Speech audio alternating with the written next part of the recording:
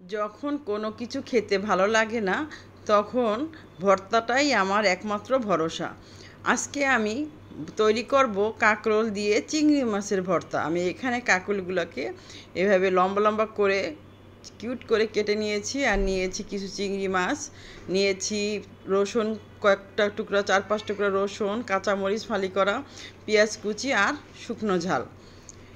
এখন এটাকে আমি কাঁকরোলগুলোকে আমি হলুদ আর একটু লবণ দিয়ে ভালো করে হাত দিয়ে মেখে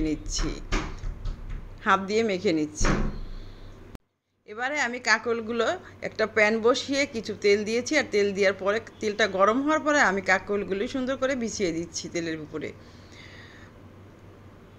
আর কাঁকরোল দেওয়ার পরে হালকা আমি একটু কাঁকরোলগুলোকে ভেজে নিব। আর এখানে দিয়ে দিচ্ছি কিছু চিংড়ি মাছ। চিংড়ি মাছটাকেও কিন্তু আমি একটু লবণ আর হলুদ মেখে ওই ভেজতে দিলাম।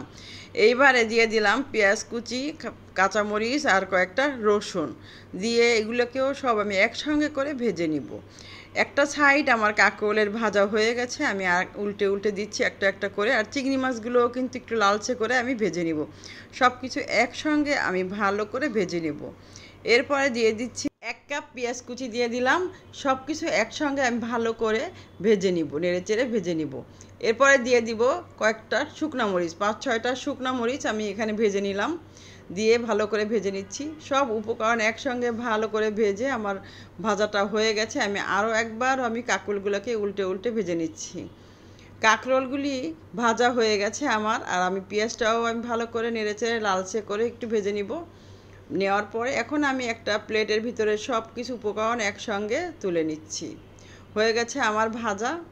এবার সব তুলে নেওয়ার পরে একটা সাইড করে আমি মরিচ পেঁয়াজগুলোকেও একটা সাইড করে তুলে নিলাম।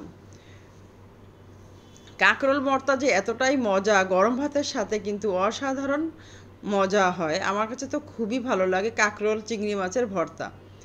এবারে আমি এটাকে বেটে নিব, শিলপাটাতে বেটে নিব। প্রথমে চিংড়ি মাছগুলি নিয়েছি, চিংড়ি মাছটাকে আমি প্রথমে বেটে নিচ্ছি। আর আমার মনে হয় যে শিলপাটাতে ভর্তা, যে কোনো ভর্তা বানালেই কিন্তু অনেক মজা খেতে। তারপরেও যদি সময় না থাকে তাহলে কিন্তু ব্লান করেও আমরা খেতে পারি, কিন্তু অতটা স্বাদ হয় না। এরপরে চিংড়ি মাছ বাটার পরে আমি কাঁকরোলগুলোকেও বেটে নিচ্ছি। একদম মিহি করে বাটা দরকার নেই, একটু আস্তে আস্তে থাকলে খেতে কিন্তু ভালো লাগে, মুখে পড়ে ভাতের সাথে, তখন খেতে কিন্তু খুবই মজা, খুবই ভালো লাগে। তা আমি কাঁকরোলগুলি সব অল্প অল্প করে করে আস্তে আস্তে করে বেটে নিয়েছি। হয়ে গেছে কাঁকরোল বাটা। এরপরে আমি ঝাল বেটে নিচ্ছি, শুকনো ঝালও বাটা হয়ে গেছে, দিয়ে দিচ্ছি। বেটে নিচ্ছি রসুন আর পেঁয়াজটা, পেঁয়াজ রসুন সব একসঙ্গে ভালো করে বেটে নিচ্ছি। এবার সব বাটার পরে একসঙ্গে আমি সব মিক্সড করে নিচ্ছি।